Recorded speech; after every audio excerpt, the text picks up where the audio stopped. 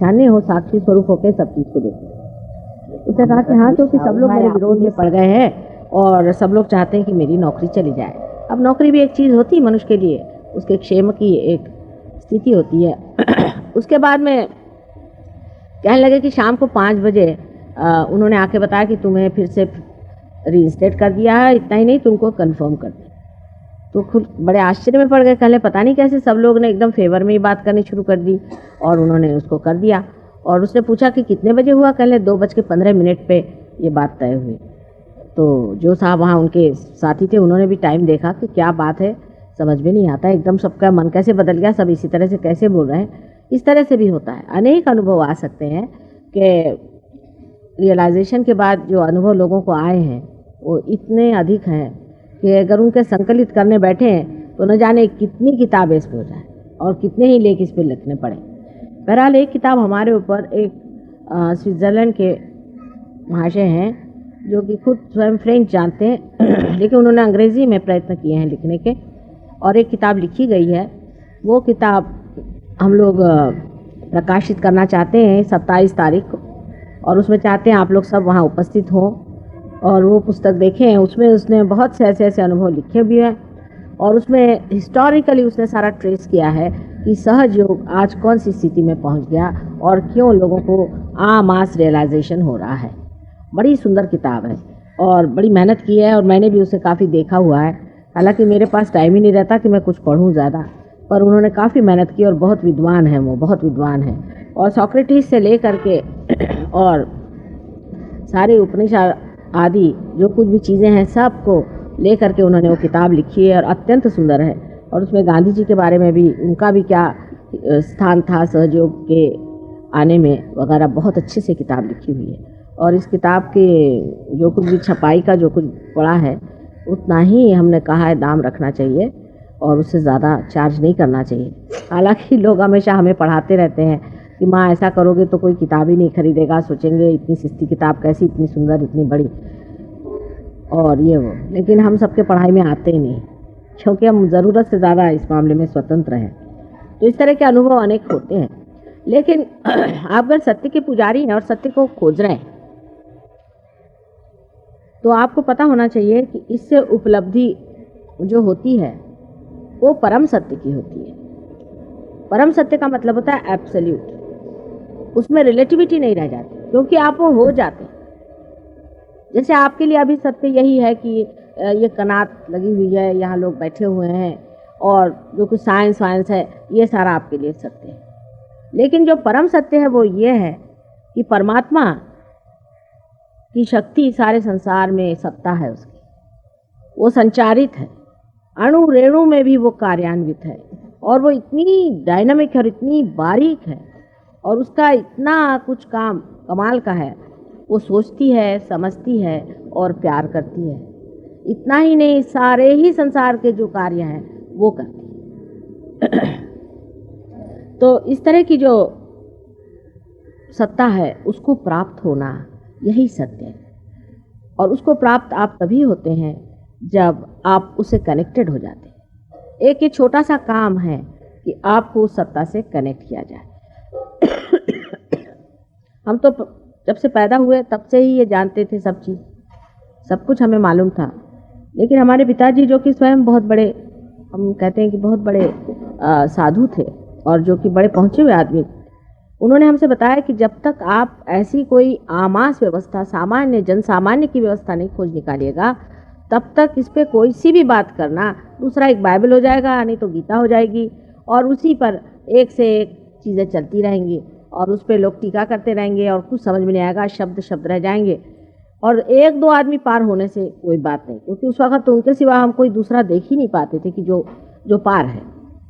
इस वजह से इन्होंने कहा कि किसी को लोग समझ नहीं पाते और लोगों की बुद्धि में आने वाली बात नहीं है, इसलिए उनको अगर प्रबुद्ध किया जाए तो फिर ये चीज़ सबके समझ में आएगी। और ये होने का समय भी आया है और तुम इसीलिए संसार में आई हो और यही तुम्हारा करने का है। उनको स्वप्न वगैरह आए थे हमारे बारे में, हमारी मदर को भी बहुत स्वप्न आए थे और उसी हिसाब से वो आखिर तक हमसे पूछते रहे कि क्या तुम्हें चीज़ मिली या नहीं मिली। और हमारी माँ भी उनके मृत्यु से पहले यही पूछती रही कि अब मैं तुम्हारे पिता से मिलूंगी तो मुझे बता दो कि तुम्हें वो चीज़ मिली या नहीं मिली। जब मैंने उनसे कहा कि हाँ मुझे वो चीज़ मिल गई है और उसका मैंने पता लगा लिया है तो मैंने इस तरह से किया कि मैं स्वयं मनन में जा करके और हर एक मनुष्य के मुझे कुछ ऐसे जीवन में संबंध रहे कि जन समुदाय से मेरा बड़ा संबंध रहा, क्योंकि मेरे पिता भी बहुत पुराने कांग्रेसी थे और मैं भी गांधी जी के साथ रही हुई हूँ और वहाँ सब लोगों को देखने का मुझे मौका मिला। तो मैं मनन से सूक्ष्म चित्त से हर एक आदमी की अंदर की भंगिमा देखती थी, अंदर उनके कौन सा प्रश्न है, उसमें कौन से प्रॉब्लम्स हैं, किस वजह से या आदमी जो है इस तरह से बना हुआ है, मैंने उसके परम्यूटेशंस कॉम्बिनेशंस क्या हैं। हजारों लोगों के अंतर में मैंने प्रवेश करके देखा कि इनका क्या प्रश्न है, उनका क्या प्रश्न है, कैसे कौन सा इनमें गड़बड़ हो सकती, कौन सी इनमें खामी हो सकती है, किस वजह से। क्योंकि जो रियलाइज सोल आता है संसार में तो उसके सामने कोई प्रश्न ही नहीं होता है, वो तो अपने मस्ती में रहता है और दूसरा जो है वो अभी तक नीचे ही है। तो अब उसे किस तरह से ऊपर उठा जाए उसको प्रश्न हो जाता है, और वो अगर उसकी प्रकृति से मिलता जुलता हो तो वो प्रश्न आसान हो जाए। लेकिन इतनी परम्यूटेशंस एंड कॉम्बिनेशंस है मनुष्य की कि वो फिर ऐसा एक आध ही आदमी उसे मिलता था कि जो उसकी प्रकृति से निकटतम है, जो थोड़ी सी चीज़ करने से ही मेहनत से ठीक हो जाए। इसलिए लोग दो चार लोगों को ले करके जंगलों में रह करके और मेहनत करते थे, क्योंकि बगैर दान किए हुए इसमें आनंद नहीं आता है।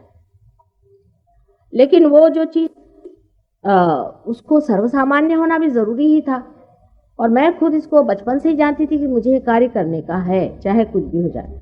और इसी प्रकार मेरे जीवन में, मेरे विवाहित जीवन में भी मेरा संबंध अनेक लोगों से आता रहा, और उसमें मैंने यही एक कार्य किया कि लोगों की अंदर से कौन सी प्रकृति के कारण, क्योंकि आप देखिए 3 प्रकृतियां मनुष्य में होती हैं और 360 डिग्री में ये 3 प्रकृतियां घूमती हैं। तो आप समझ सकते हैं कि मनुष्य में कितनी परम्यूटेशंस और कॉम्बिनेशंस हो सकते हैं, और उसी की छोटी छोटी चीज़ पे आप मनुष्य रुका हुआ है। जैसे कि एक आँख में तिनका चला जाए और सारा आकाश न दिखाई दे, ऐसा हो जाता है। अब मैंने बहुत इस पर अत्यंत गहन मनन किया, बहुत ही तपस्या करी है, और उस पर बहुत ही ज़्यादा मैंने ध्यान दे करके विचार किया कि आखिर मनुष्य में कौन सा ऐसा दोष हो जाता है। फिर मैंने देखा कि हर एक के दोष अलग अलग हैं, उनको कैटेगराइज कर लेना पड़ता है। अब जैसे आपके गुरु का दोष है, ये एक दोष, इसको भी कैटेगराइज करना चाहिए। गुरु भी ढंग ढंग के होते हैं, मतलब जो अगुरु, मैं इनको गुरु नहीं मानती, ये अगुरु हैं। गुरु तो बहुत ही कम होते हैं बहुत ही कम। और पहले ज़माने में जो गुरु होते थे, या भी ऐसे मुझे गुरु मालूम है जो असल में है, वो लोग तो बिल्कुल नहीं चाहते कि कुछ करें, क्योंकि वो जैसे ही कुछ काम करने लगते हैं तो शिष्य लोग उन पे चढ़ बैठते हैं, या नहीं चढ़ेंगे तो उनको सताते हैं। अगर वो पृथ्वी पर उतर आए, मतलब जन्म ले या कुछ करें, तो बचपन से उनको तकलीफ़ें होती रहती हैं। क्योंकि इसमें जब आप पार हो जाएंगे तो आपको पता होगा कि आपको खुद भी महसूस होगा दूसरों की तकलीफ़ें, कैसे कैसे कहीं कुछ चटाक से एकदम पैर में चट से लग जाएगा, कहीं कुछ हो जाएगा थोड़ा थोड़ा। लेकिन मैंने उसके लिए ये भी सोचा कि एक ऐसी व्यवस्था ढूंढनी चाहिए, तो हमें रुमाल ले जाइए, ऐसी व्यवस्था ढूंढनी चाहिए कि जिस व्यवस्था में मनुष्य सर्वसामान्य हो, साधारण जीवन व्यतीत करता हो और गृहस्थ जीवन में रहता हो, कोई जंगल में जाने की उसको ज़रूरत नहीं हो, और वहीं बैठे बैठे वो पार भी हो जाए और वो रक्षित भी रहे, उससे उसको तकलीफ ना हो, उसको परेशानी ना हो। और इसलिए इस पर बहुत ही गहन अन्वेषण करना पड़ा। आप जानते हैं कि इसकी कोई लेबॉर्ट्री तो होती नहीं जहाँ पर काम किया जाए, ये तो अपने ही अंदर, ये सब अपने ही संकल्प से, अपनी ही कुंडलिनी को चढ़ा करके काम किया जाता है। इस प्रकार काम करके मैंने एक दिन असल में गृहस्थ जीवन में कहीं अकेला जाना या कहीं जंगल में जाके रहना भी संभव नहीं होता था, इसलिए एक दिन ऐसे किसी बहाने से मैं एक बार समुद्र के किनारे पे चली गई, और वहाँ 2-3 दिन रात में रहने के बाद मैं समझ गई कि अब सहस्त्रार जो आखिरी का ये चक्र जो खुला नहीं है उसे खोलना है। ये अभी तक खुला नहीं, अभी खुला है। तो उस वक्त जब खोला गया, जब खोल पाए हम, तब जो है ये साध्य हुआ कि सामूहिक तरह से लोगों को हम जागरूक करें। और आपको आश्चर्य होगा कि जो आज चीज़ आपको इतनी सहज मिल रही है, शुरू में हमने सिर्फ 25 शिष्य, पहले तो एक शिष्य से शुरू किया, वो बहुत बूढ़ी औरत थी, लेकिन तो भी हमने उन पर मेहनत की, वो पार नहीं हो सके। उसके बाद करते करते 25 सिर्फ हमारे पास शिष्य थे, और उन शिष्यों पे 2 साल तक लगातार मेहनत करने के बाद 2 साल तक कुल 12 लोग पार हुए हैं। बड़ी मुश्किल से 2 साल तक मेहनत की, तब 12 लोग पार हुए, क्योंकि एकदम नई चीज़ है ये। इसका मतलब है कि सर्वसाधारण आदमी जो कि अनेक गलतियां कर चुका है और जिसमें बहुत से अजीब अजीब तरह के दोष आ जाते हैं, ये सब ठीक करना, उनको ठीक से लगाना, उनको ठीक से पहुंचाना, एक बड़ा उस वक्त कठिन ज्ञात होता था। 2 साल तक मेहनत करने पे 12 आदमी पार हुए, लेकिन वो 12 आदमी जो हुए हैं उनमें सफाई इतनी हो गई कि हमारे वो बड़े सॉलिड आदमी हैं। उनमें से एक हमारी राउल बाई जो हैं, जो आप यहाँ बैठी हुई ये है, इन्होंने बहुत ऊंची दशा प्राप्त की है उसमें से, और उस वो 12 आदमी के 12 आदमी बहुत ऊंची दशा में पहुँचे हुए हैं। तो उसके बाद फिर ज़रूर कि हमने देखा हर साल ये संख्या बढ़ती गई। इतना ही नहीं, जब ज़्यादा लोग पार हो गए तो मानो जैसे कि उनमें से शक्ति वहन होने लगी, जैसे वो लोग शक्ति वाहिनी हो गए, और उसके अंदर से शक्ति बढ़ने की वजह से बहुत लोग आसानी से पार होने लगे। आपने कल देखा कि काफ़ी लोग पार हो गए थे, लेकिन तो भी जैसे मैंने कहा कि बड़ी सूक्ष्म चीज़ है, और पार होने के बाद भी फिर से खटाक से टूट जाती चीज़, उसको फिर पनप पाना पड़ता है, क्योंकि बीज जो है वो अंकुरित होने के बाद आप जानते हैं कि उसको बड़ा संभालना पड़ता है, संगोपन उसका होता है, उसे बड़े प्रेम और दुलार से करना पड़ता है। अब इसके लिए मातृत्व के सिवाय और कोई तरीका नहीं। मतलब ये कि आज ही एक साहब मुझे आके कहने लगे कि आपका क्या ऑर्गेनाइजेशन है, इसमें कोई नियम ही नहीं। मैंने कहा बेटे कौन सा नियम बनाओ, बताओ तुम। एक नियम ऐसा बनाओ, बोलने लगे कि जो लोग यहाँ आकर दूसरी जगह जाते उनको यहाँ ना मना। मैंने कहा ऐसे तो मैं नहीं बना सकती, जब वो मेरे बेटे हैं, वो किसी भी हालत में रहे उनको आना ही पड़ेगा। और अनेक तरह के उन्होंने नियम बताया। मैंने कहा मेरे यहाँ कोई नियम नहीं बन सकता, तुम इस चीज़ को छोड़ दो। नियम की क्या ज़रूरत है? हाँ, तुमको ट्रस्ट व्रस्ट बनाना है वो बना लो, पैसे ऐसे के दृष्टि से। भाई इन लोग कुछ कह रहे हैं कि हम एक जगह बनाएंगे, वहाँ पर हम ये करेंगे, ठीक है, उसके लिए तुमको जो कुछ करना करो, मुझसे कोई मतलब नहीं। लेकिन अगर तुम चाहो कि इसके नियम बनाओ कि जो बच्चे मेरे आते हैं कभी गलती भी करेंगे, कभी ठीक भी चलेंगे, क्योंकि गृहस्थ में रहने वाले हैं, सर्वसाधारण लोग हैं, और उनकी प्रगति होगी नहीं होगी, तो अब आप ये कहें कि साहब इसलिए उनको मना कर दें या उसलिए उनको मना कर निकाल दें, ये मेरे बस का नहीं। तो आप मेहरबानी से कोई भी नियम मत बनाइए, बड़ा मुश्किल हो जाएगा मेरे लिए। तो ये चीज़ ही और है, ये ऐसी चीज़ है कि इसको आप लोग अगर संसारिक दृष्टि से देखें तो बहुत ही विचित्र लगेगी, लेकिन परमात्मा की दृष्टि से आप समझ सकते हैं। इसमें कोई भी नियम हम नहीं लगा सकते, कोई रिस्ट्रिक्शन नहीं, हमारी एक भी मेंबरशिप नहीं है, कुछ नहीं। जिसको चाहे वो आए, जिसको नहीं आना नहीं आए। अब जैसे आपने बताया कि मैं गया हुआ, पर इन कोई मेंबरशिप इनसे नहीं है, जब चाहे आए, जब इसका उपयोग करे, जितना आगे बढ़ना चाहे, बिल्कुल मुक्त होता है। और जब तक आप पूरी तरह से मुक्त नहीं होंगे तब तक कोई फ़ायदा ही नहीं होने वाला है। तो इस तरह की ये चीज़ है, अति सूक्ष्म चीज़ है, और उसको पाने के लिए आपको भी सोचना चाहिए कि थोड़ी सूक्ष्मता अपने अंदर आ जाए। और अगर कोई उसमें अगर कभी हम कह भी दें, जैसे आपसे कह दिया कि भाई उनके पास क्यों गए थे, जूते मारना है, जूते मारने पड़ते, क्या करें, मोहम्मद साहब ने ही बताया। मैंने बड़े धीरे धीरे बातें कहना शुरू किया, आपको पता नहीं, पहले तो मैंने कठिन लोगों को लिया ही नहीं।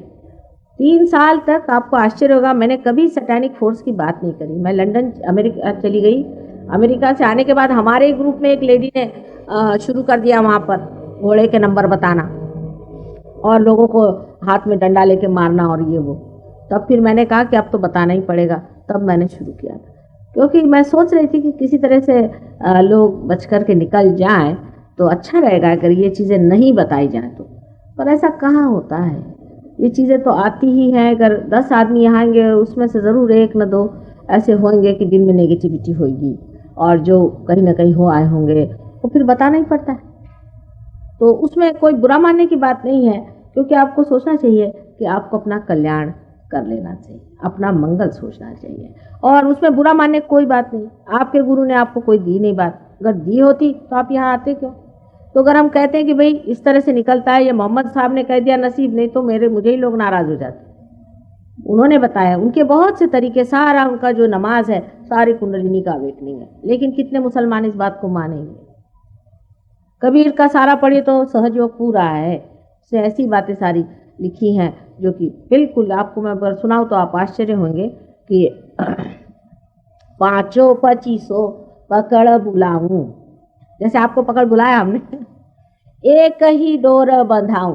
और उनकी भाषा में इस कदर अथॉरिटी है, अथॉरिटी हो ही जाएगी जब आप उस चीज़ को जानते हैं, तो अथॉरिटेटिवली आप बोलते हैं। कोई उसमें आप घिघियाते नहीं हैं सूरदास जी जैसे कि प्रभु तुम हमें कभी मिलोगे, क्योंकि वियोग है नहीं। जब आदमी मिलन में बैठता है तो मिलन की बात करता है। इसी प्रकार आप गुरुओं को भी समझ सकते हैं, इसी प्रकार आप कवियों को भी समझ सकते हैं कि जो आदमी मिलन की बात करता है वो डंके की चोट पर करता है। और दूसरी बात उसमें यह होती है कि वो रोता नहीं कि मुझे प्रभु कब मिलाओगे और तुम कब मेरे सामने आओगे। बड़े बड़े कवि हो गए विरह के भी, लेकिन उससे ये जान लेना चाहिए कि वो विरह में ही है और आप विरह में, इसलिए आपको मज़ा आता है उनका विरह सुनना। लेकिन जो मिलन में आ जाता है उसको लगता है ये क्या मिलन के लिए पनाह चला है, उसको नहीं पसंद आती है। और जो लोग मिलन में नहीं हैं उनको भी नहीं अच्छे लगते जो लोग मिलन के गीत गाते हैं। तो आपको भी मिलन में आना चाहिए और इसका आनंद उठाना चाहिए। एक ये सादी सुदी चीज़ है और कोई ऐसी कठिन बात आपके लिए नहीं है, क्योंकि आपके अंदर सब बनाई हुई है चीज़, ये सब बना हुआ है, सिर्फ इसकी जागृति होनी है और इसको सहस्रार से निकाल के यहाँ स्थित कर देना, फिर धीरे धीरे सब चीज़ बन जाती।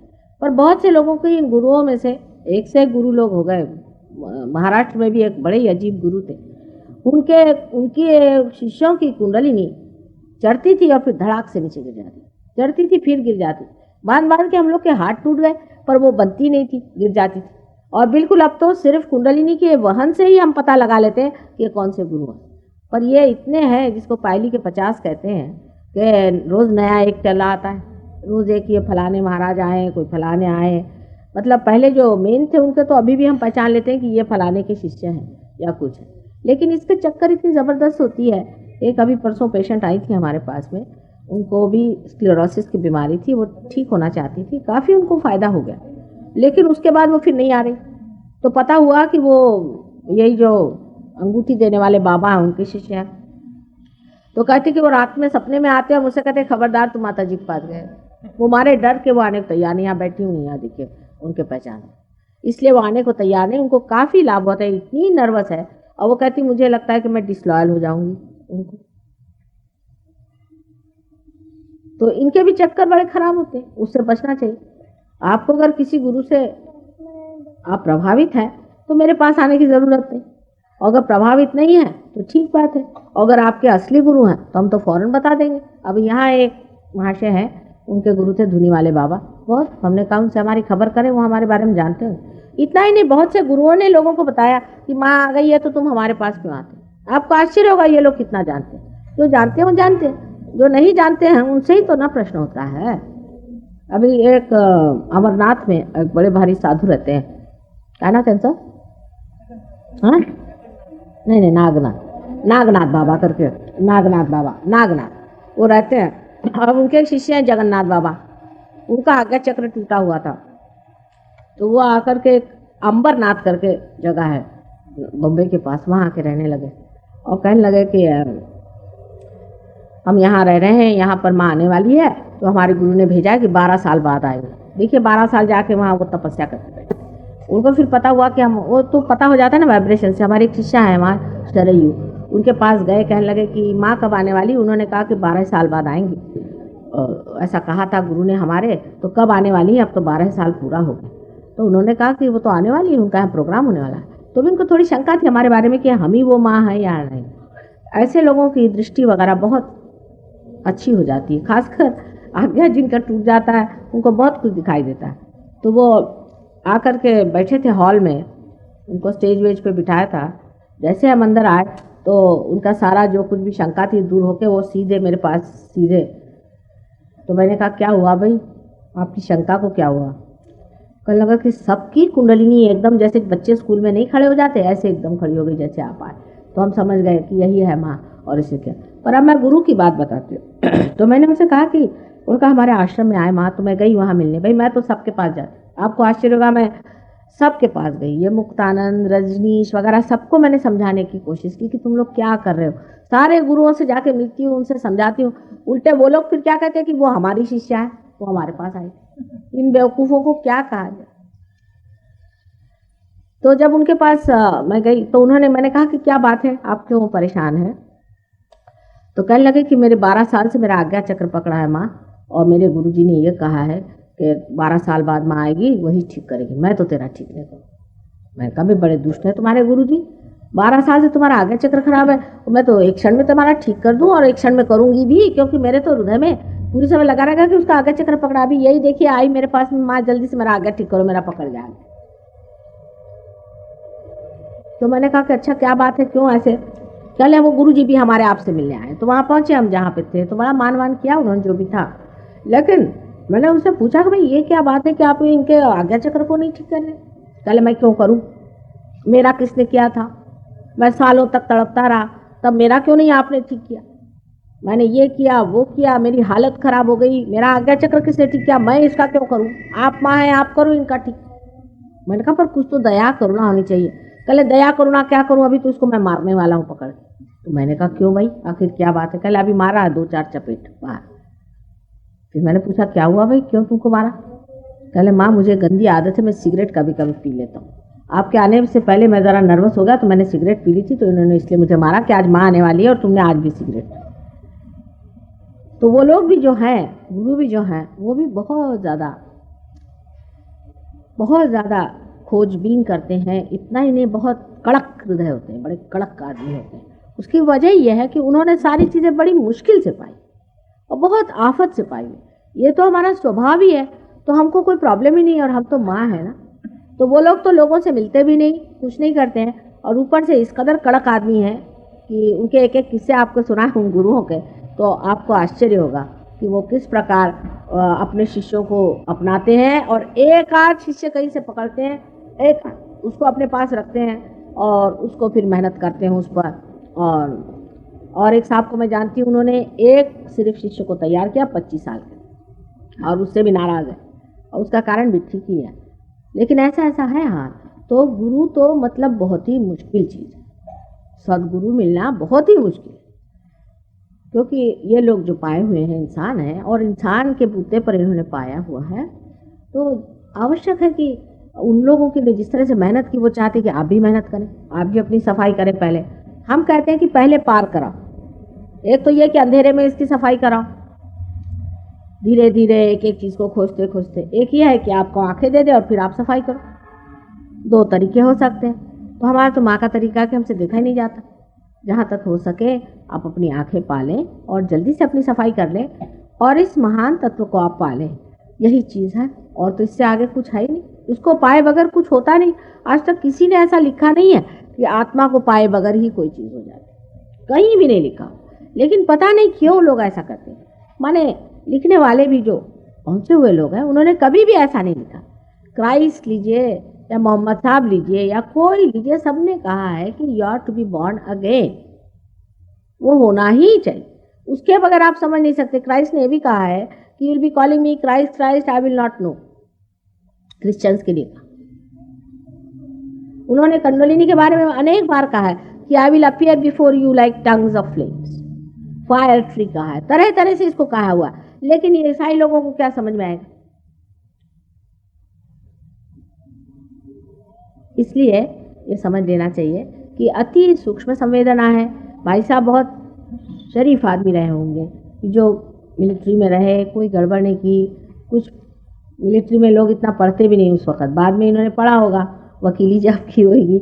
मिलिट्री के लोग अपने इसमें रहते हैं, तो हो सकता है कि इन्होंने इतना पठन नहीं किया, और पठन करने से भी, पठन पाठन से भी दिमाग जो है वो ज़रा कुछ कंडीशन तो हो ही जाता है। जैसे आज हमने राय साहब से पूछा, कल वो MP साहब आ रहे हैं, तो मैंने कहा ठीक है बुला लो उनको। तो मैंने कहा फिर क्या, कल वो ज़रा, उन्होंने उनका दोष बताया, वो ज़रा पढ़े लिखे ज़्यादा है। ये भी दोष हो जाता है, पढ़ लिख कर अपने कंसेप्शंस बन जाते हैं। तो क्राइस्ट ने कहा था कि you have to be like small children to enter into the kingdom of God. छोटे बच्चों जैसे अबोधिता होनी चाहिए, सादगी होनी चाहिए, तब हो जाता है, इस तरह से बहुत जल्दी हो जाता है। और उसके बाद आनंद भी बहुत जल्दी आने लग जाता है। किसी किसी को देर लगती है, किसी को आनंद पहले आता है, फिर इसका पूरा सत्य समझ में आता है। जैसे लेडीज़ हैं, उनको आनंद ज़्यादा आता है, उनको सत्य वत्य से कोई मतलब नहीं, वो अपने आनंद में बैठे रहते हैं। उनको कोई मतलब नहीं है कि इसको जाने कुंडलिनी कहाँ है, चक्र कहाँ है, फलाना कहाँ है। ये छोटे बच्चे भी हैं, ये अपने आनंद में आके सो जाते हैं, इनको भी जानने की कोई जरूरत नहीं। पर सब्जेक्टिव नॉलेज होने की वजह से आप जान ही जाते, चाहे आप उसको बुद्धि से जाने या न जाने, आप जान ही जाते। वो किस प्रकार, वो आज मैं आपको बताऊँ। आपसे कल मैंने नाभि चक्र के बारे में कहा और ये भी कहा कि अगर हमारे देश का नाभि चक्र अगर प्रबुद्ध हो जाए तो कोई वजह नहीं कि हमारे देश की गरीबी पूरी तरह से मिट जाए। अब इस नाभि चक्र पे एक बात ज़रूर बतानी होगी, जो कि मैंने पहले भी कहा आपसे, कि इस पे दो तरफा दो नाड़ियाँ इसके साथ में चलती हैं और बहुत ही निगड़ित है, बहुत ही नज़दीक है। इन नाड़ियों में से जो चंद्र नाड़ी है वो हमारे सबकॉन्शियस में जो कुछ भी हमारे दिमाग में, जैसे कोई स्वाद हमको मिला या पेट में जो भावना हुई, जो भी कुछ है वो इसी से कार्यान्वित होता है, सबकॉन्शियस की आइडिया। जैसे समझ लीजिए बहुत से लोग हैं उनको एलर्जीज है। अब एलर्जी जो है वो क्या है कि आपके सबकॉन्शियस में कहीं तो भी उसके बारे में कोई चीज़ ऐसी बनी हुई है कि आपने कोई ना कोई ऐसी चीज़ खाई होगी, उससे नुकसान हो चुका होगा पूर्व जन्म में, उससे पूर्व जन्म में कभी हो चुका होगा। तो जब भी वो चीज़ अंदर जाती है फौरन उसका रिफ्लेक्स आ जाता है और आपको फिर से एलर्जी हो जाती है। और राइट साइड में भी सूर्य की नाड़ी, सूर्य की नाड़ी में भी जो कुछ भी आप आगे के लिए सोचते हैं, फ्यूचर में सोचते हैं, उसका भी सूर्य चक्र भी वहीं पे है। तो सूर्य और चंद्र चक्र नाभि चक्र के दोनों साइड। और इन नाड़ियों पे जो लेफ्ट साइड की नाड़ी है, स्पेशली भैरवनाथ का चलन वलन रहता, ऊपर से नीचे तक वो जाते रहते हैं। और जो राइट साइड की नाड़ी है सूर्य नाड़ी, उसमें हनुमान जी का चलन वलन है। अब एक साहब आए, वो कल मैं हनुमान जी को मानता हूँ। मैंने मानते माने क्यों मानते हैं? अभी कोई वजह होनी चाहिए। आप हनुमान जी को ही क्यों मानते? कोई चीज़, कोई आपको मंत्र देता है, कहता कि चलो तुम सूर्य नमस्कार, तो आखिर क्यों? आपको क्या ज़रूरत है सूर्य नमस्कार करने की? उसका भी साइंस है। अगर आपके अंदर ऑलरेडी सूर्य है बहुत ज़्यादा, तो आपको बिल्कुल सूर्य नमस्कार करने की ज़रूरत नहीं। हाँ, जब किसी के अंदर लेफ्ट साइड ज़्यादा हो तो वो सूर्य नमस्कार करे। अब जिसकी लेफ्ट साइड ज़्यादा बढ़ी हुई है वो राइट साइड करे, और जिसकी राइट साइड ज़्यादा बढ़ी है वो लेफ्ट साइड करे। इसका भी शास्त्र है। ऐसा तो शरीर में भी नहीं होता है। समझ लीजिए आपकी नाक में तकलीफ है तो आप ज़रूरी नहीं कि आप सारे केमिस्ट की दुकान खा लें। तो हाँ और था, ये दो नाड़ियाँ हैं। इस नाड़ी को स्वच्छ रखने के लिए आसनादि जो भी बताया गया है, ये पूरा हठ योग अष्टांग योग है। उसमें कोई आप एक चीज़ लेकर के करें सिर्फ कि हम आसन कर रहे हैं, वो तो बहुत ही गलत चीज़ हो गई। क्योंकि आप किस लिए कर रहे हैं, कौन से चक्र पे कर रहे हैं, उसकी क्या ज़रूरत है, वो बगैर जाने हुए बस सब सवेरे से उठे पश्चिमोत्तासन करो, ये आसन करो, वो आसन करो। और ये भी ज्ञान जो हमारे पास आया है, ये उन लोगों ने वो लोग लाए हैं जो कि जंगलों में गए और वहाँ पर गुरुओं के साथ रहे भी, और गुरुओं ने कहा कि तुम ठीक नहीं जाओ। वो तो निकालने पे ही लगे रहते हैं। गुरु लोग तो बहुत मुश्किल से टिकाते हैं, उनकी तो 7 मंजिल पहले चढ़नी पड़ती, पहले किस पे एक चिमटा मारते रहते हैं, देखते हैं कि इसकी खोपड़ी कहाँ तक साबित है, इसकी श्रद्धा कहाँ तक है हमारे ऊपर। जब वो बिल्कुल ही ठिकाने का हो जाता है तब उसे एक्सेप्ट करते हैं। तो ये जो बीच के निकले हुए आधे अधूरे लोग होते हैं, ये बस ये आसन कहीं कुछ लेकर के चले आए और लगे गुरुजी बन गए और सिखाने लगे। उससे इतना नुकसान होता है कि हठ योग करने वाले, जो सो कॉल्ड हठ योग जिसे मैं कहती, सिर्फ आसन करने वाले का हमेशा हृदय चक्र पकड़ लेते हैं। अभी एक साहब होंगे यहाँ भी बैठे हुए, उनको हठ योग में हृदय का विकार हो गया। तो उनको फिर उन्होंने बताया कि अब हृदय का विकार हो गया तो अब ये दूसरे आप आसन करो, वो भी हृदय के। तो मैंने कहा कि ये किस सिलसिले में? माने सम्यक ज्ञान, जिसे कहते हैं इंटीग्रेटेड नॉलेज, ये तभी हो सकता है जब आप पूरी चीज़ को देखें। तो ये दो नाड़ियाँ जो नाभि चक्र के दोनों तरफ में है, इन दोनों का बड़ा ख्याल रखना चाहिए। उसमें से जो लेफ्ट साइड की नाड़ी है, उसी के कारण मैं आपसे गुरुओं को मना करती हूँ। वो ऐसे कि इस तरफ में जितना कुछ मृत है, जो कुछ सबकॉन्शियस में है, जो भूत है, वो सारा है। उससे आगे आपके कलेक्टिव सबकॉन्शियस है लेफ्ट साइड। तो जो कुछ मरे हुए हैं वहीं पर है। अब कुछ लोग ऐसे होते हैं मरने के बाद भी वो तृप्त नहीं होते, बड़े दुष्ट आत्मा होते हैं। कभी आत्महत्या की वजह से, कोई माँ बाप भी ऐसे होते हैं, मर जाते हैं, उनको लगता है चलो बच्चों पे फिर से आ जाए, वो वही मंडराते रहते हैं। ये लोग जो मंडराने वाले हैं, यही जो है हमारे ऊपर असर कर जाते हैं। इन्हीं को बैड स्पिरिट्स कहते हैं और इन्हीं को स्पिरिट्स भी कहते हैं अंग्रेजी में।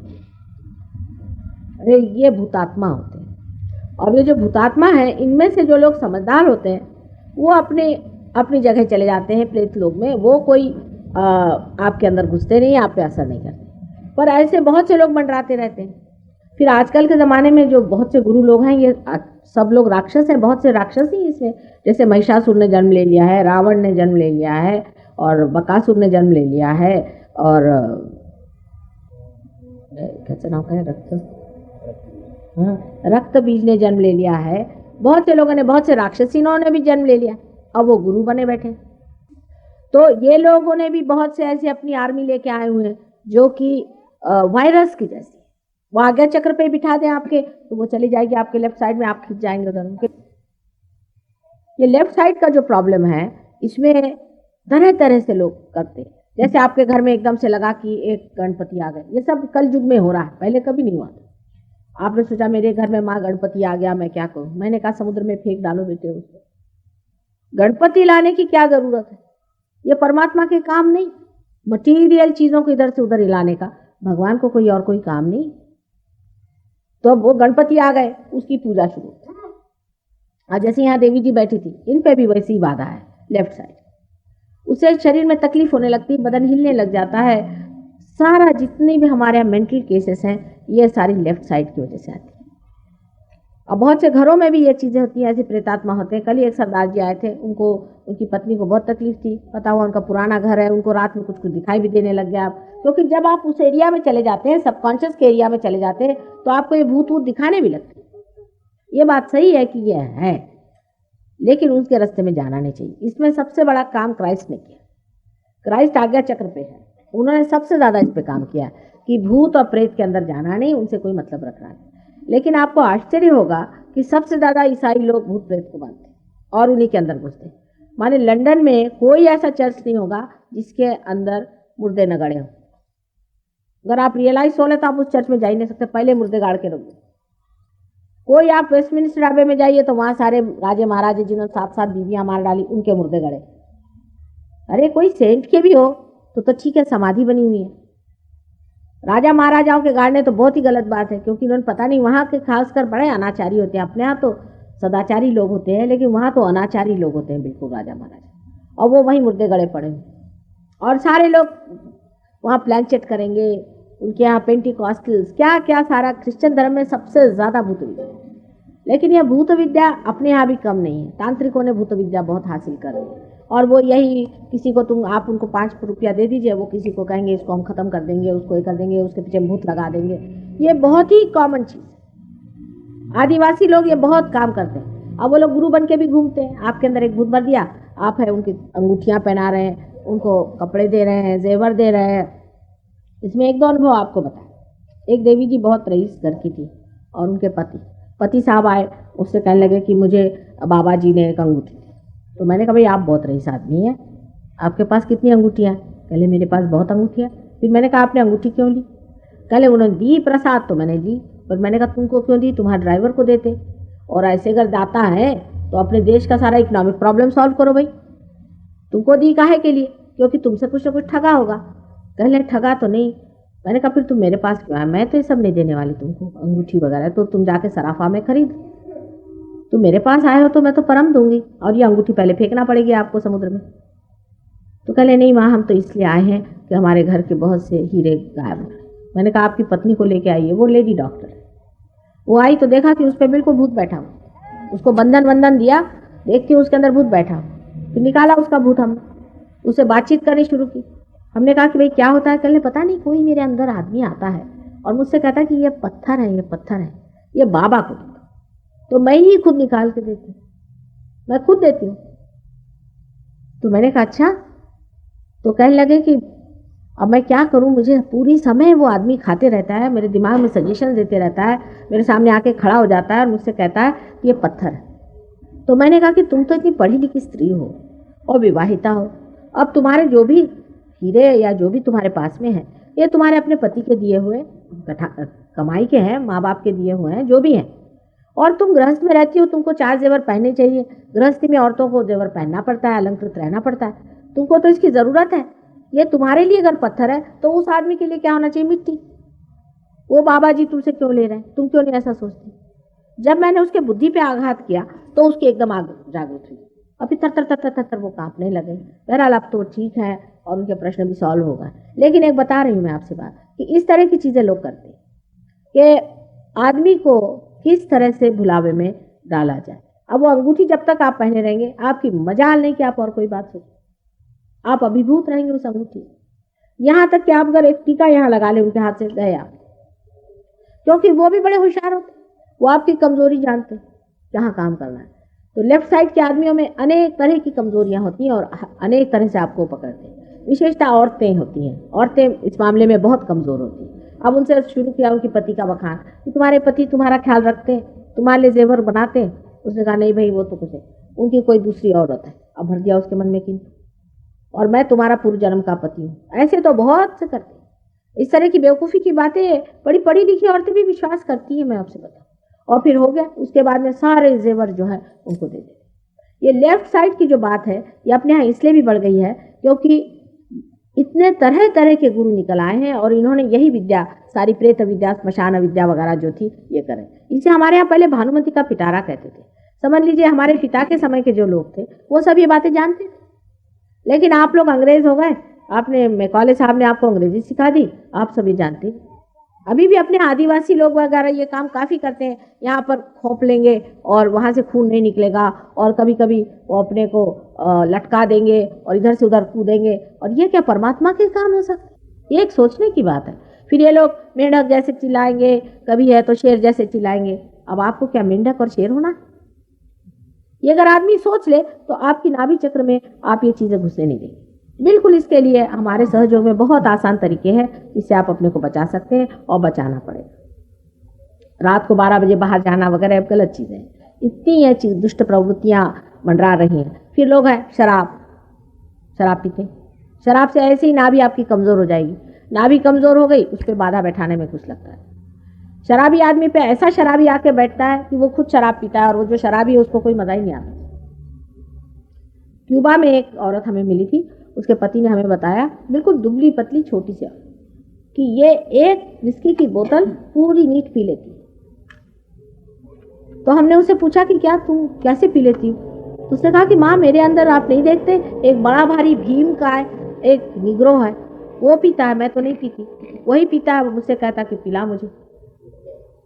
बहरहाल वो ठीक है, लेकिन ऐसी ऐसी चीज़ें हैं। इसकी इतनी बारीक बारीक चीज़ें हैं कि आपको बताने लगो तो वो भी एक बड़ी भारी कथा हो जाए, लेकिन आपको रोज़ के इसमें आएगा।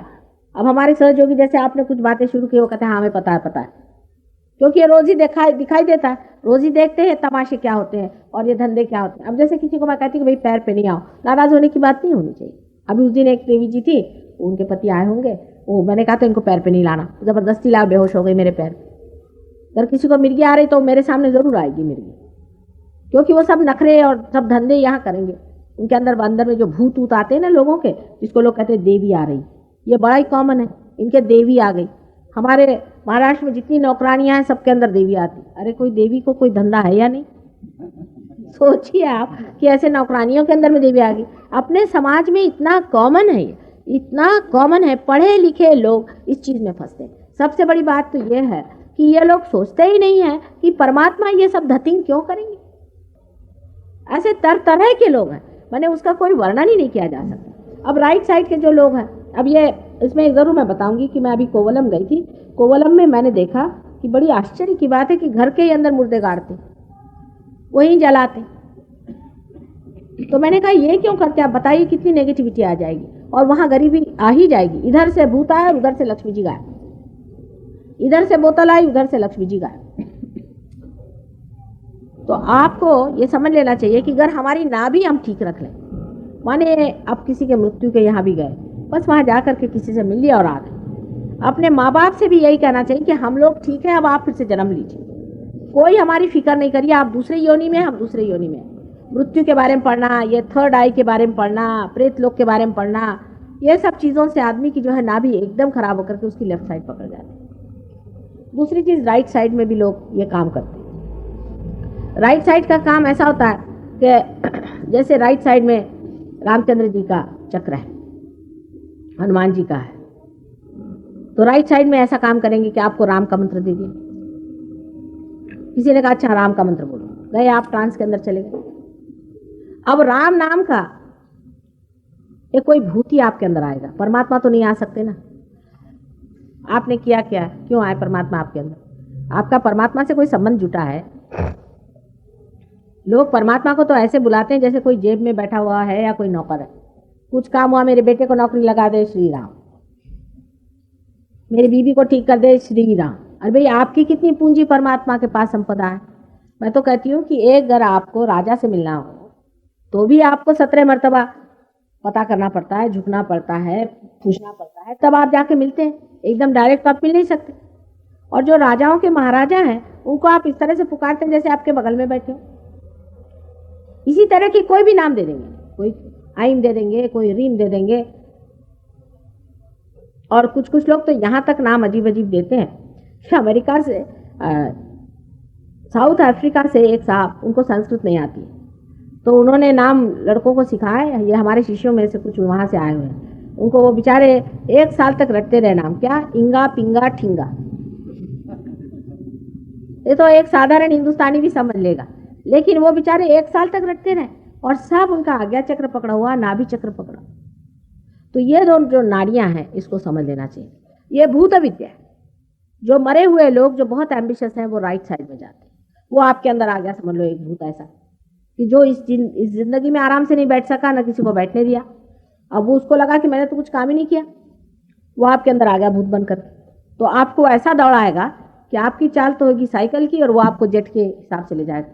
थोड़े दिन में आपकी बॉडी जो है ऐसे ऐसे होने लग जाएगी। ऐसे लोग हमेशा 10 साल के बाद में रैटल करने लग जाते, सारा बॉडी से हिलने लग जाता है। इसको समझना चाहिए चीज़ क्या है। इसको जानना चाहिए कि सुप्रा कॉन्शियस से आए हुए ये भूत है और ये आपके अंदर घुस गए। पर बड़े बड़े गवर्नमेंट इस चीज़ को मान रही, क्योंकि उनको ऐसे लोग चाहिए जो जल्दी से काम करें। उनके अंदर एक भूत बिठा दिया। सोचना चाहिए कि ये कैसे होता है। अच्छा, उनको नो हाउ वो बताएंगे नहीं। जैसे मैं आपसे कुंडलिनी और ये सारा बारीक बता रही हूँ और आप भी पार होने पर इसको मैन्यूवर कर सकते हैं, वैसा वो कुछ नहीं बताएंगे। वो कहेंगे, वो नहीं बताएंगे, बस तुम नाम रटो। और भूतों की जमात है इनके पास है।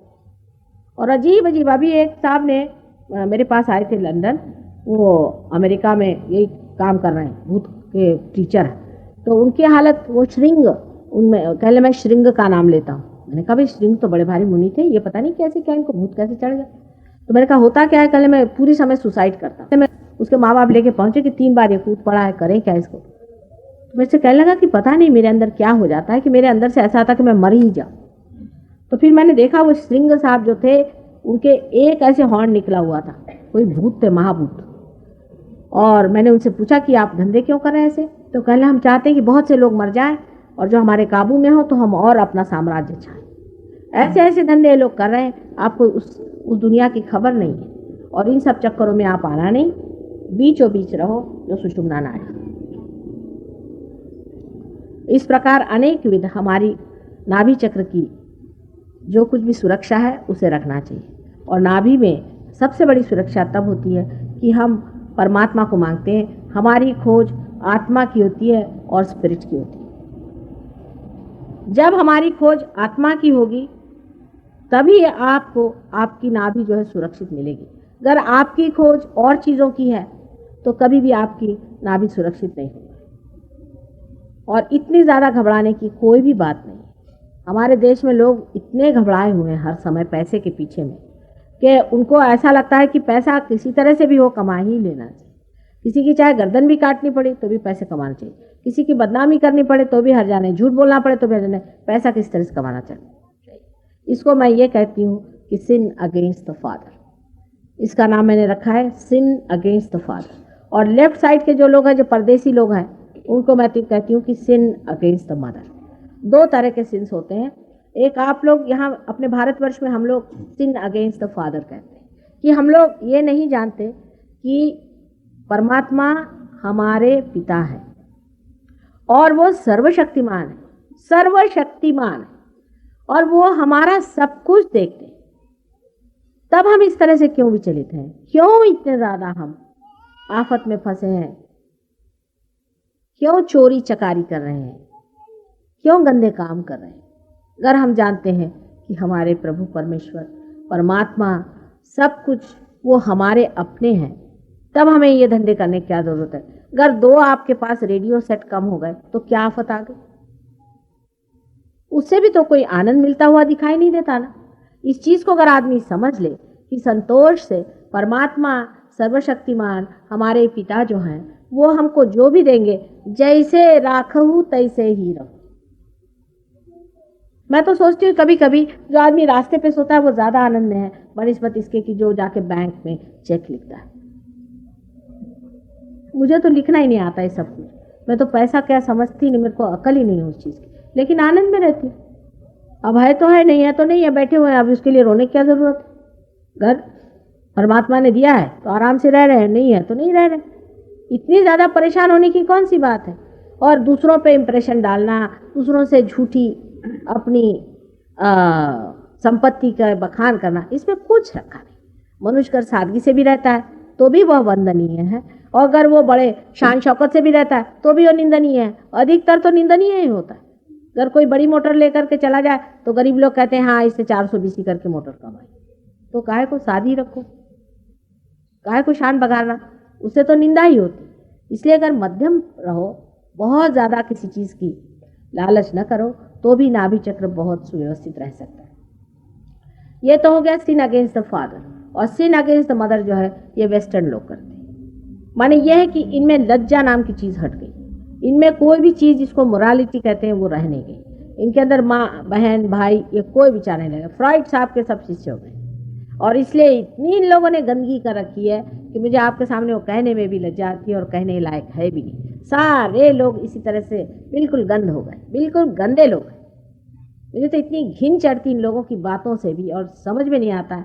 टीवी में देखो तो वो, कहीं जाओ तो वो, मानो इनको और कोई धंधा ही नहीं रह गया, कोई इनके जीवन में आनंद नहीं रहा, और बहुत ही गंदगी में फंसे हुए लोग हैं ये। और इसको ये स्वतंत्रता मानते हैं, ये नहीं जानते कि सबसे बड़ी परतंत्रता इन्होंने अपने ऊपर लाद ली है। गंदी आदतें लगा ली हैं और बिल्कुल बेकार हो गए।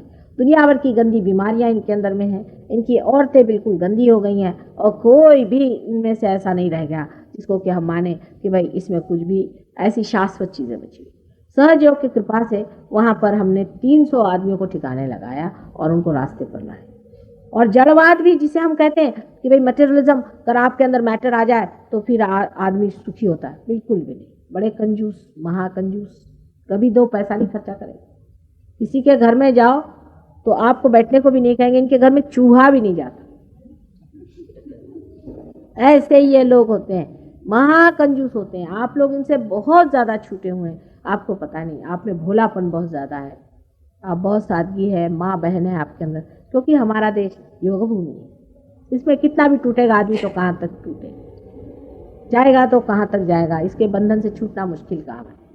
लेकिन तो भी आप देखिए कि आज यहाँ पर देख लीजिए आप, आपको आश्चर्य होगा कि एक भी परदेसी नहीं आया हुआ। ये जो आए हैं ये तो मेरे ही साथ आए, एक भी परदेसी एडवर्टीजमेंट देख के नहीं आया। Not a single foreigner has come after seeing my advertisement. और आता है इक्का दुक्का, वो भी भाग जाता है, क्योंकि जैसे ही मैंने कहा कि आपको सदाचार से रहना पड़ेगा सहयोग के बाद, तो भागे। क्योंकि सदाचार उनके लिए ऐसी चीज़ लगती है कि बिल्कुल ही वो उसका फिर कह देते हैं कि वो आंटी फलानी ठिकानी है, उसके जैसे वो बताती है माता जी के जैसे।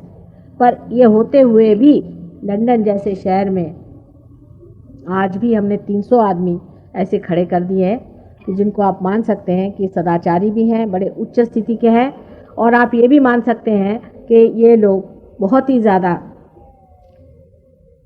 इस मामले में गहरे उतरे। बहुत मेहनत की इन्होंने सब गंदी बातें छोड़ करके बड़ी मेहनत की है। तो ये भी इनमें बात है कि इनकी खोज भी बड़ी ज़बरदस्त है। अगर इनसे कोई बता दे कि इसमें सत्य है और सत्य को पालें तो बहुत उठते हैं। नाभि चक्र पे मैंने इसलिए बहुत समय दिया है कि नाभि चक्र हमारे लिए बहुत ही महत्वपूर्ण है। अब नाभि चक्र के खराब होने से कौन सी बीमारियां होती हैं मैं आपको बताऊं। नाभि चक्र के खराब हो जाने से सबसे पहले तो आपको बीमारी होती है कि जिसे लिवर कहते हैं, राइट साइड लिवर की खराब हो जाती है। अब सहयोग में हम लोग लीवर बिल्कुल पूरी तरह से ठीक कर सकते हैं, और वो किस तरह से करना चाहिए वो आपको बता दूँ। दूसरी चीज़ है कि इम्बैलेंसेस आ जाए, मतलब ये नाड़ी या वो नाड़ी, अगर राइट नाड़ी बहुत चले आदमी की, अगर कोई आदमी बहुत ज़्यादा सोचता है विचारता है तो उसको डायबिटीज़ और इस तरह की बीमारियां जो कि उसके स्प्लीन और पैनक्रियास और उसकी किडनी और यूट्रस से संबंधित है वो हो जाती है। नाभि चक्र की गहन जो बातें हैं वो भी मैंने आपसे बता दी कि आदमी अगर शराब पीता है या उसको ये भूत ऊत का काम करता है तो भी नाभि चक्र खराब हो जाता है। और नाभि चक्र की और विशेषता यह है कि इसके अंदर धर्म है। अगर आपने, जैसे अब हम ही अपना बताते हैं आपसे कि हमें तो अगर कोई नंगी औरत का फोटो देख ले तो फौरन उल्टी हो जाएगी, फौरन उल्टी। हम तो अपने दिमाग से सोचते नहीं, हमारा धर्म सारा पेटी में बैठा हो।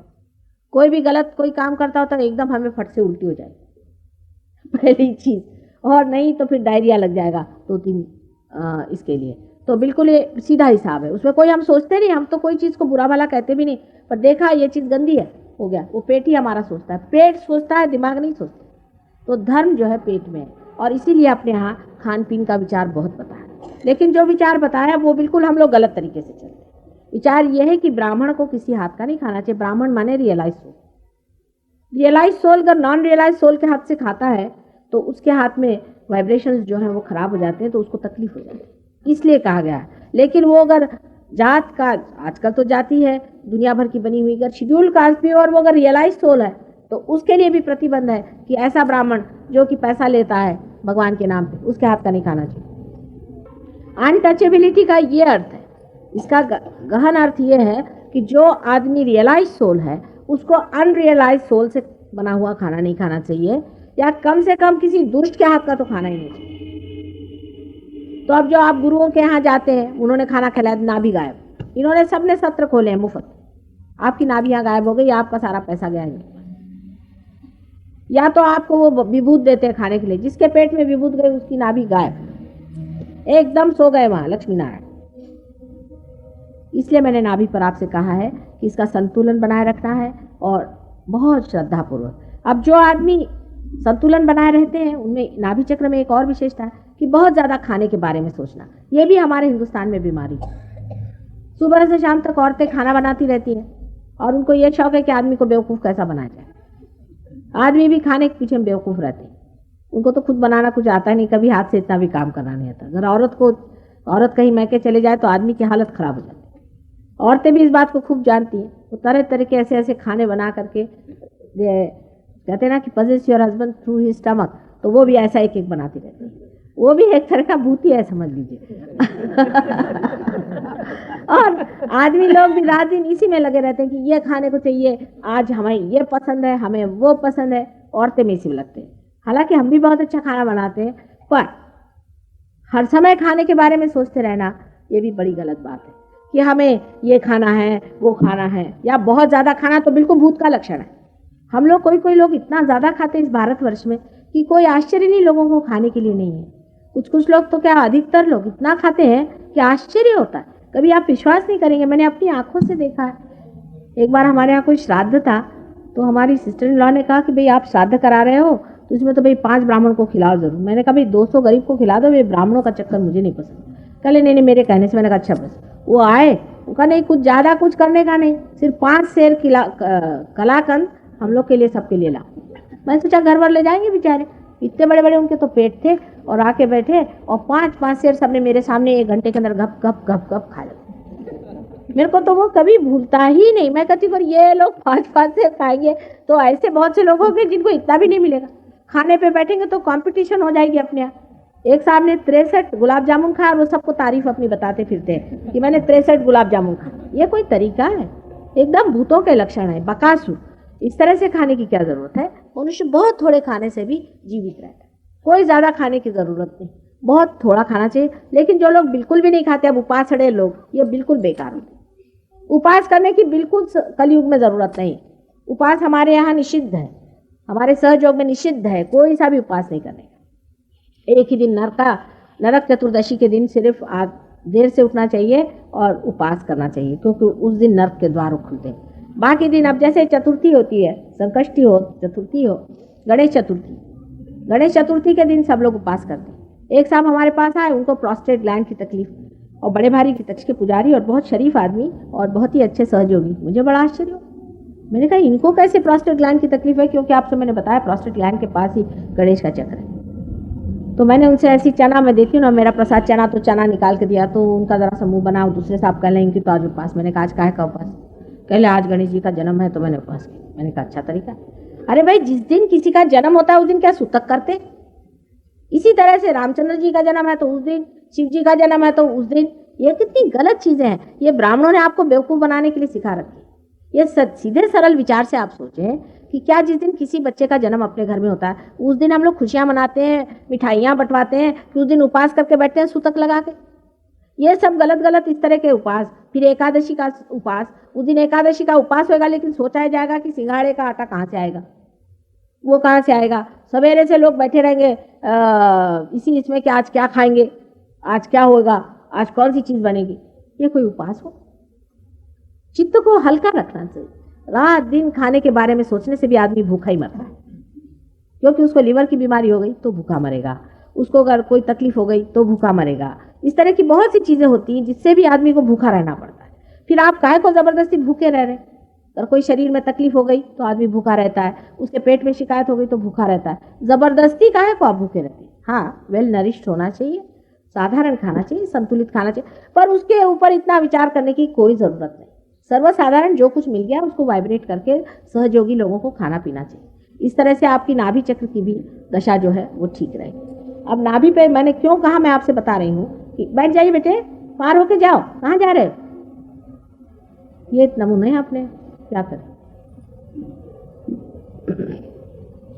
इसलिए क्योंकि नाभि चक्र बहुत महत्वपूर्ण है, इसलिए मैं नाभि चक्र के लिए बताया, और इन 3-4 दिन में मैं सारे ही चक्र आपको बताऊंगी, पर नाभि चक्र बहुत ही महत्वपूर्ण है और उसको समझ लेना चाहिए कि किसी भी वजह से नाभि चक्र खराब हो गया, जैसे लीवर की बीमारी होती है कि बचपन में गलती से बच्चों को अगर आप भारी खाना दे दें, चॉकलेट या कोई जिसको कहते हैं रबड़ी वगैरह, हेवी चीज़ जाए तो उससे भी लीवर हो जाता है। बहुत काम करने से भी लीवर खराब हो जाता है, तो इसको भी ठीक हो सकता है। सहयोग से सब बीमारियां ठीक हो सकती है और संतुलन आ सकता है। सबसे बड़ी चीज़ ये है कि नाभि चक्र में मनुष्य का चित्त बसता है। चित्त जो है वो आपके लिवर से सस्टेन रहता है। चित्त जो है वो आपका अगर खाने में लगा तो आप खाने से गए। यही चित्त जब परमात्मा की ओर उठता है तभी वो असल में मानव हो जाता है। जब तक ये चित्त व्यवहारिक चीज़ों की तरफ, इधर उधर की चीज़ों की तरफ में, जो जिसको कहना चाहिए सुपरफिशियल चीज़ों की तरफ में चित्त फंसा रहता है, वो चित्त हमेशा ही ऐसा गड़बड़ डामाडोल रहता है। पर यही चित्त जब ये सोचता है कि वो परमात्मा जो चीज़ है वो पाने की है और बाकी सब व्यर्थ है, तभी चित्त जो है वहाँ से उठ करके और कुंडलिनी के ऊपर छा जाता है। और वो कुंडलिनी जब उठती है तो उसके ऊपर छाया हुआ चित्त भी ऊपर उठ करके और सर्वव्यापी शक्ति में एकाकार हो जाता है। इसीलिए नाभि चक्र का होना बहुत आवश्यक है कि अच्छा हो, जिससे आपका चित्त जो है वो संतुलित हो, पूर्णतया वहाँ पर एक ही भावना रहे कि हमें ये खाना भी जो है एक यज्ञ कर्म है, खा रहे हैं, लेकिन विशेषकर सबसे बड़ी चीज़ जो है वो हमें परमात्मा को पाना है। ये चित्त यहाँ से उठ करके जब उठता है तो अनेक चक्रों में से गुजर के और बाहर निकल जाता है। ये चित्त जब शुरू में जब जानवर होता है या कोई होता है तो वो परमात्मा की ओर नहीं उठता, मनुष्य की दशा में ही वो परमात्मा की ओर उठता है। तो जब तक आपके अंदर ये भावना बनी रहेगी कि अंत में मुझे परमात्मा को ही पाना है, आपकी नाभि चक्र बहुत संतुलन में आ जाए। वही है त्वमेकम वरेण्यम त्वमेकम शरण्यम, उसके सिवा और मुझे कुछ पाने का नहीं।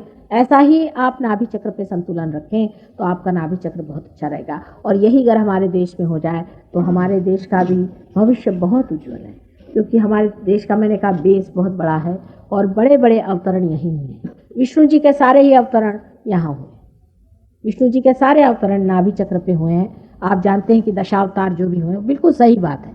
ये भी हमारे उत्थान की कथा है। जिस प्रकार एक मछली पहले होती है, फिर मछली से जा करके मछली जब किनारे पे आ जाती है तो फिर वो कछुआ हो जाती है, रेप्टाइल्स। उसी प्रकार हमारी एक एक उत्थान की सीढ़ियाँ हमने नाभि चक्र पे ही लांघी हुई है। अंत में सारे परशुराम वगैरह जो भी हैं वो सारे ही नाभि तक हैं। सिर्फ जो उसके ऊपर का जो चक्र है, जो कि यहाँ दिखाया नहीं गया है, left hand side, right hand side दाखिल है, राइट हैंड साइड में ये चक्र है, जिसे कि हृदय का राइट हैंड साइड कहते हैं, वहाँ श्री राम का अवतरण हुआ।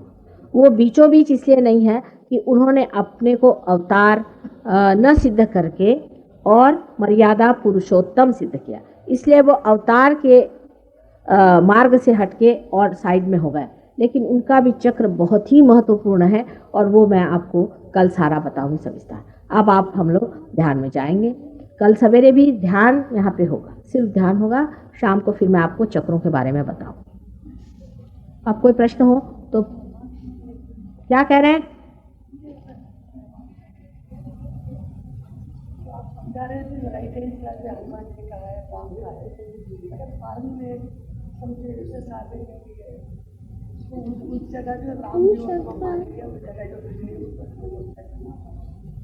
क्या कह रहे हैं?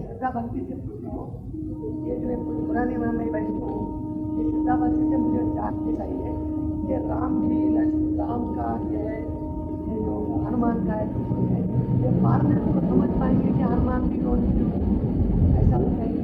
क्या करें? अच्छा, आपको आश्चर्य होगा। बैठिए बैठिए। फॉरेनर्स जो है वो हमसे बहुत अच्छे हैं इस मामले में। आप इन लोग से ज़रा बात करिए, आपको सिखाएंगे राम क्या है। ये जो पार हो गए, आपको आश्चर्य होगा कि आप लोगों में ये बात नहीं है।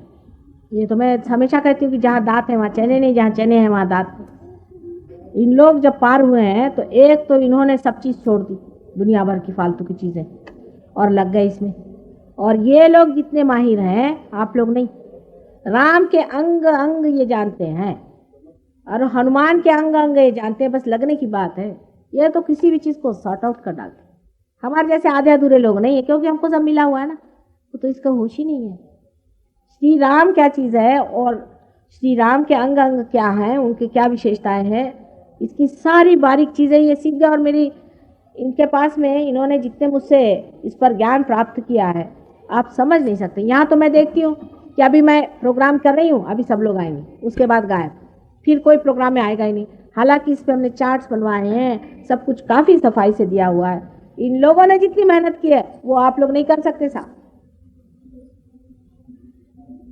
मैं ये बता दूँ आपसे, ये लोगों का उतने इनकी संपदा नहीं है जैसे आपकी। पूर्व संपदा आपके पास बहुत है, लेकिन आप लोग में मेहनत नहीं है। ये तो बिल्कुल सही बात है। हिंदुस्तानी मेहनती बहुत ही कम होता है। यहाँ बैठे हुए आप पूछ लीजिए, सहयोगी बताएंगे कि इन लोग ने तो, आप सोचिए कितना रुपया खर्च करके यहाँ पर आए हुए हैं और देहातों में मेरे साथ घूम रहे हैं, सब दूर चल रहे हैं। कितने सहयोगी मेरे साथ घूम रहे हैं। लंदन से ये लोग आए और ये लोग दुनिया पार करा रहे हैं। कल वहाँ यूनिवर्सिटी में ये लोग पार करा रहे थे और वहाँ के जवान लड़के अभी देखिए ना, बैठे थे चले गए। इनकी गहराई नहीं है आप लोगों में, ये बात सही, लेकिन इनमें संपदा कम है आपसे। इनकी संपदा आपसे कम है। आप बहुत जल्दी भी पार हो जाते हैं और पाने पर उसको छोड़ भी देते हैं आसानी से। क्योंकि कोई चीज़, जैसे कोई रईस आदमी होता है ना, तो उसके बेटे कैसे होते हैं, उस तरह के आप लोग हैं। आया, पैसा उड़ाया, काम मौज किया, काम खत्म। इन लोगों ने मेहनत से पाया है, उसकी ये महत्ता ज़्यादा जानते हैं। इनको कोई प्रॉब्लम नहीं, ये तो बहुत ज़्यादा हमसे होशियार है। आप इनसे बात करिए, आप अगर वैष्णव है तो सारा वैष्णव धर्म आपको ये समझा देंगे। अच्छा, इसीलिए मैंने कहा कि जो किताब हम लोग छाप रहे हैं उसको आप पढ़िए। एक फॉरेनर ने लिखा, आपकी आंखें खुल जाएंगी।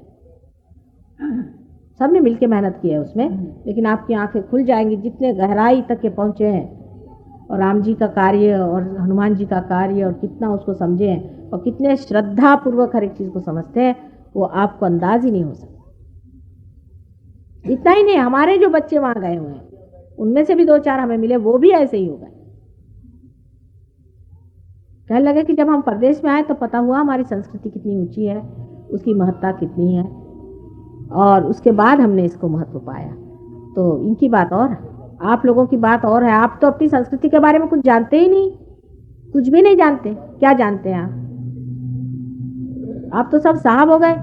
सिर्फ टेल कोट नहीं पहनते, बाकी सब लोग साहब हैं। साहबियत ही आ गई आप लोगों के अंदर में। कोई कुछ जानता ही नहीं है अपने संस्कृति के बारे में। हमारे तो एजुकेशन ही में नहीं है कि अपनी संस्कृति के बारे में बात करें। सब लोग, यहाँ तक कि एक छोटी छोटी बात नहीं पता रहती लोगों को, कुछ बात पता नहीं रहती। मुझे आश्चर्य हुआ, मैं अभी कोवलम गई थी और वहाँ पर वो मंगाए गए कुछ न्यूज़पेपर वाले, पता नहीं उन लोगों ने कहा है कि न्यूज़पेपर वाले आएंगे। मैंने कहा अच्छा, तो पहला उन्होंने आते कहा कि हमको एक एक विस्की की बोतल मिलेगी तो हम आएंगे। कम से कम ये लोग कभी ऐसी बात नहीं करी। मैंने कहा इन सबको खदेड़ो यहाँ से, कोई ज़रूरत नहीं, एक भी आदमी मुझे नहीं चाहिए, सबको यहाँ से खदेड़ो। फिर उसमें से कुछ आए बेचारे जो शरीफ थे, वो आए। आने के बाद भी वहाँ कोई श्रद्धापूर्वक बैठे कि भाई माँ बोल रही हैं, कुछ बहुत अफलातून समझ के वहाँ बैठे, सब सूट बूट लगा करके गधे जैसे। कुछ मुझे उनके प्रति इतना भी नहीं लगा कि इनको कुछ समझाऊं या कुछ करूं। 10 मिनट के अंदर मैंने कहा ख़त्म करो इन लोगों को, बेकार के लोग हैं सारे। उसमें से एक ने तो इतनी मूर्खता करी कि मैंने उससे कहा कि तुम्हारे यहाँ पर केरला में आदि शंकराचार्य जैसे महान पुरुष हो गए। तो कहले अच्छा, हमें तो पता ही नहीं था। तो दूसरे ने कहा मुझे ये नहीं पता कि आदि शंकराचार्य कौन थे। इसमें बहुत वो अपनी शान बगा रहे। हम लोग को बड़ी शान लगती है कि हम अपने देश के बारे में कुछ न जाने और परदेश के बारे में हम सब कुछ जान लें। इसमें हम लोग सोचते हैं वाह वाह वाह, बहुत बड़े बड़े आदमी हम हो गए।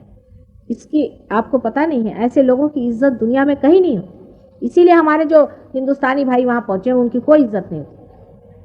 वो आपकी तब इज्जत करेंगे जब आप असली मायने में भारतीय होंगे। और भारतीयता सबसे ऊंची चीज़ है, लेकिन मुझे दिखाई नहीं देते भारतीय लोग। सब अंग्रेजियत हो गई और इतनी गुलामी की वो जंजीरें हमने पहन ली है कि अभी भी अगर हिंदी भाषा आपको नहीं आती तो कोई हर्ज नहीं, पर अंग्रेजी गलत नहीं बोलना चाहिए। अंग्रेजी बराबर होनी चाहिए। क्या जापान के लोग अंग्रेजी बोलते हैं? कोई देश के लोग अंग्रेजी बोलते हैं। इतना ही नहीं, आपको आश्चर्य होगा कि मुसलमान जो हमारे शिष्य हैं वो भी आपसे ज्यादा जानते हैं, आपसे 1000 गुना ज्यादा जानते हैं। आप उन लोगों से सीखिएगा कभी, हमारे जो मुसलमान शिष्य हैं, आपको आश्चर्य होगा। पर हमारे यहाँ के शिष्यों को हम नहीं कह सकते, मेहनत नहीं, शोबाजी है, सिर्फ मेहनत कम करते हैं। अब आप लोग देखें क्या करते हैं। अगले साल आएंगे तो पता होगा कि एक आया था, दूसरा आया नहीं, तीसरा भाग गया, चौथा बैठ नहीं सकता। ऐसे ही नमूने हमेशा देखे हैं यहाँ पर मैंने। तो इन लोग की तो आप चिंता छोड़ो बेटे, अपनी करो।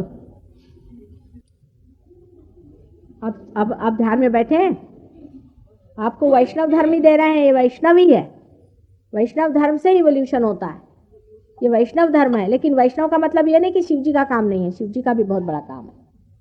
हाँ बेटा, एकाग्रता, पर वो एकाग्रता दूसरी चीज़ है और ये एकाग्रता दूसरी चीज़ है, इसलिए उसमें भी कंफ्यूजन हो जाएगा।